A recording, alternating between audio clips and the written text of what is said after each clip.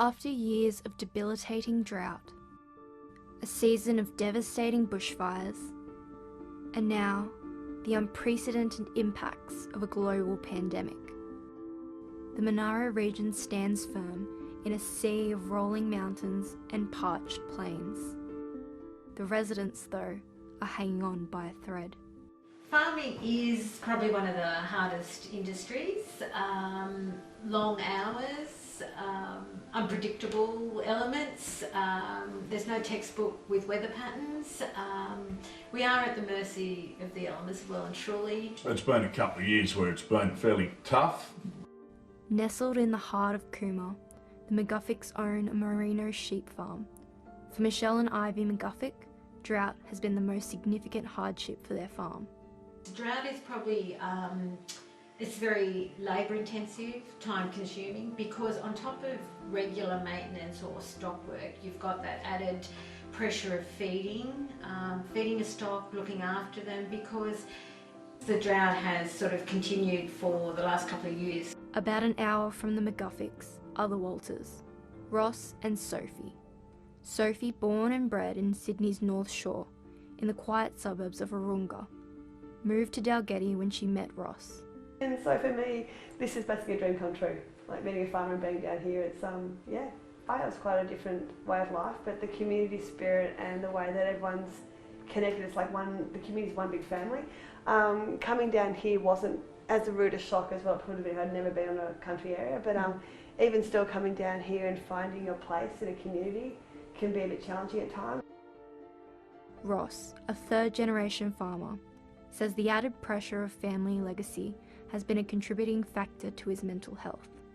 Having other friends that are farmers that you can talk to pretty much about anything, and you can open up a bit more. It's probably easier to open up to another guy in that situation. I mean, it's when Soph and I talk, it's business, it's farm, but it's still business and it's farm, but it's in a more relaxed manner. Ross's nephew, George, is also a farmer on the Monaro.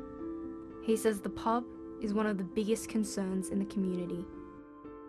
Alcohol is the most accessible drug and most accepted drug in the world. You know, it's sold to be, if you're out and you're socialising, you drink.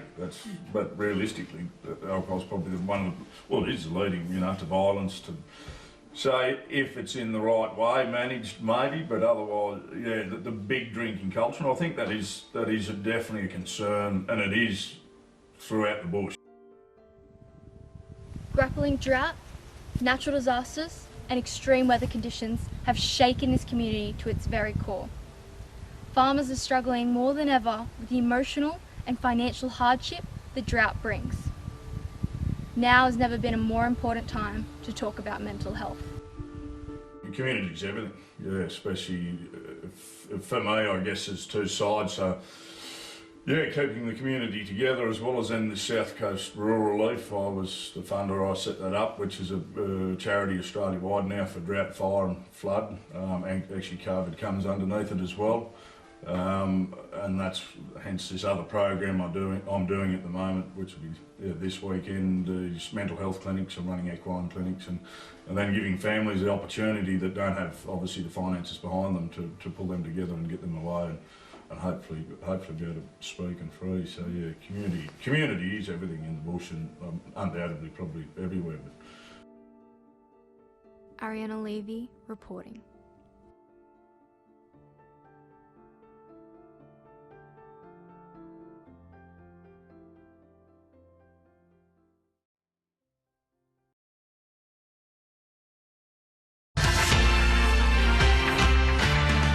Hello there, I'm Mariam Saar with the top stories on ABC News.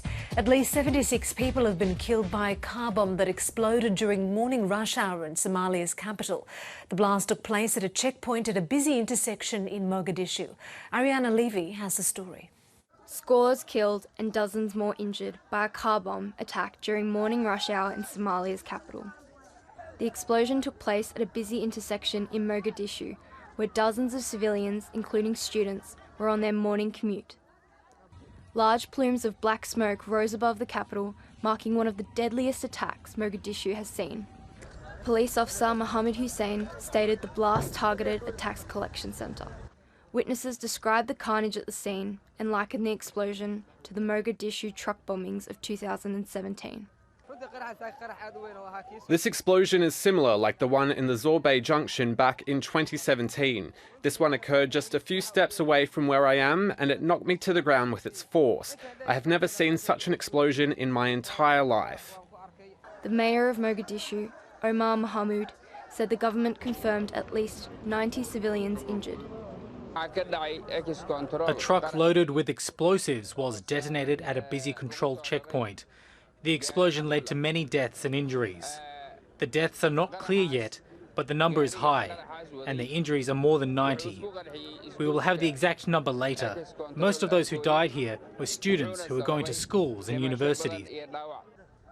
No one has yet claimed responsibility for the attack, but it is believed that an Islamist group, Al-Shabaab, carry out similar attacks to topple the United Nations-backed government in Somalia. Somalia has since been rife with conflict after clan warlords overthrew former leader Siad Barre in 1991. Arianna Levy, ABC News.